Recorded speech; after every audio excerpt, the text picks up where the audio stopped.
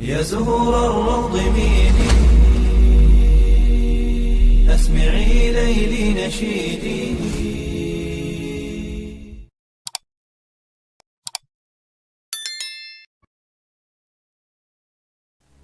Assalamualaikum warahmatullahi wabarakatuh.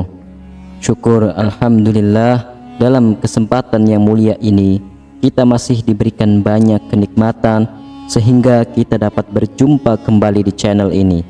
Marilah kita senantiasa bersolawat serta salam kepada junjungan kita semua, yaitu baginda Nabi Muhammad sallallahu alaihi wasallam.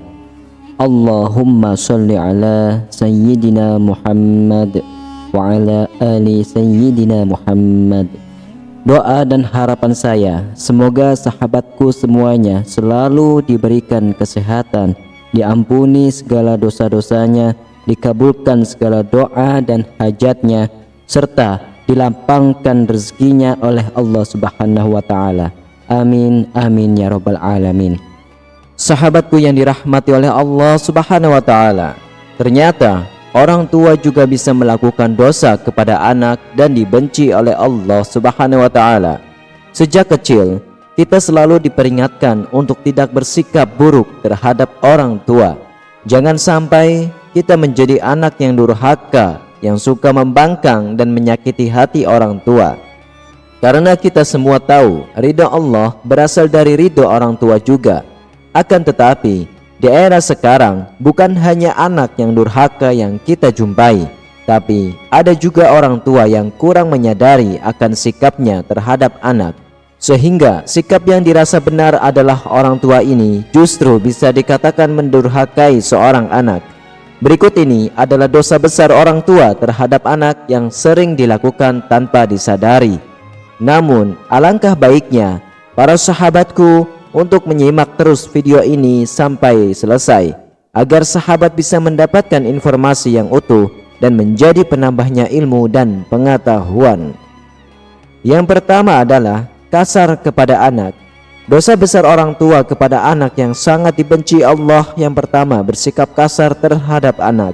Para orang tua jangan sampai memaki anak dengan sebutan buruk dan tidak sesuai dengan nama anak.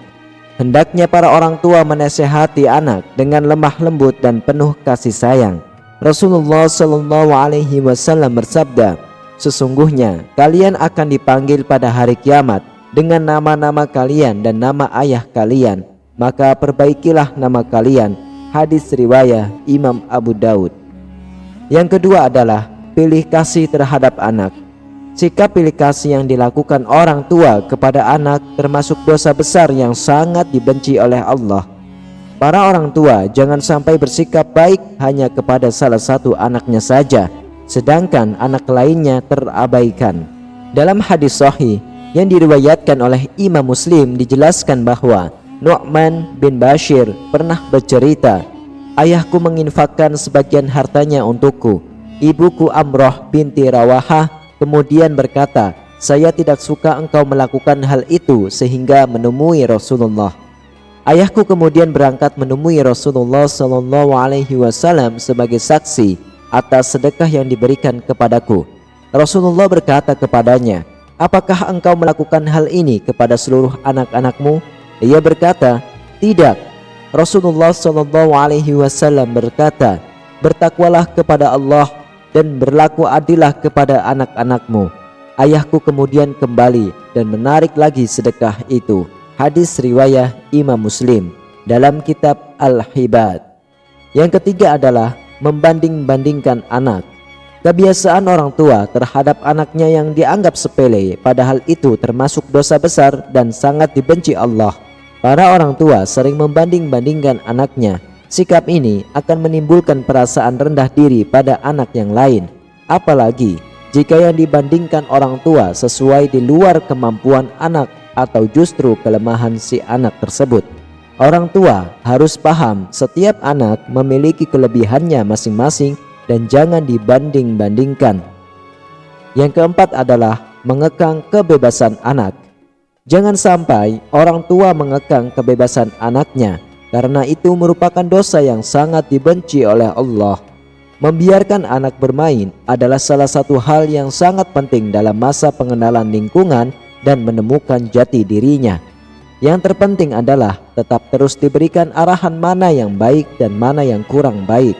Hal tersebut akan menjadikan si anak mampu bergaul dan mendapatkan pelajaran penting mengenai perbedaan. Hindari kekhawatiran yang berlebih terhadap anak dan harus menjaga keterbukaan anak terhadap orang tua.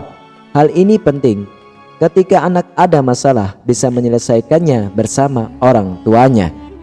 Lalu yang kelima, berkata buruk kepada anak. Orang tua harus paham setiap ucapan yang keluar dari mulut bisa menjadi doa bagi anaknya.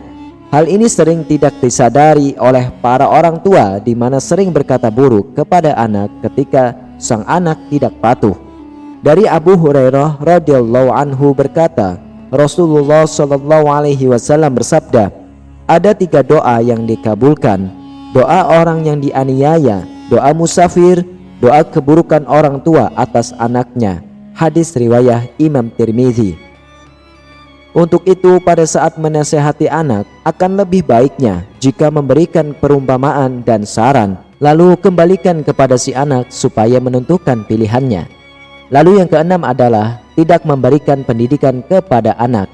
Orang tua memiliki kewajiban untuk mendidik anaknya, bukan hanya pendidikan di sekolah saja, tetapi juga pendidikan yang menyangkut segala aspek kehidupan. Misalnya saja pendidikan adab, etika, atau moral, pendidikan agama, dan pendidikan lainnya yang bermanfaat bagi anaknya. Jika orang tua mengabaikan pendidikan kepada anaknya, maka bisa dikatakan anak tersebut layaknya anak yang yatim, padahal masih mempunyai kedua orang tua. Bekal pendidikan ini penting diberikan kepada anak untuk bekal di masa depan, baik di dunia maupun di akhirat. Rasulullah SAW bersabda, ajarilah anak-anakmu sholat saat mereka berusia 7 tahun, dan pukullah mereka bila tidak melaksanakan sholat pada usia 10 tahun. Hadis riwayah Imam Tirmidzi. Para orang tua hendaknya menghindari semua itu agar keluarga bisa menjadi keluarga yang bahagia dan penuh dengan berkah dari Allah. Wallahu a'lam bishawab. Sahabatku yang dirahmati oleh Allah Subhanahu wa taala, marilah kita sebisa mungkin menjadi orang tua yang bisa menjadi panutan bagi anak-anak kita. Semoga Allah Subhanahu wa taala selalu melindungi dan menjauhkan kita semua dari perbuatan tercela semasa hidup di dunia. Amin ya rabbal alamin. Demikianlah, hanya ini yang bisa saya sampaikan. Semoga bermanfaat untuk kita semua. Wassalamualaikum warahmatullahi wabarakatuh.